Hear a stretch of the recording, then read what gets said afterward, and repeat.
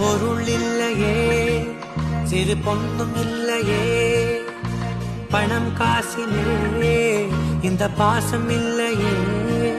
அன்பான மகள் வந்தார், அம்பானி நானாகிறேன். இந்த இன்ப மகாராஜ பெற்ற புது ரோஜ எலிசபெத் ராணியின் பேத்தியே. தாயே தாயே மகளன வந்தாய், தந்தை சிந்தை நலமுற வந்தாய்.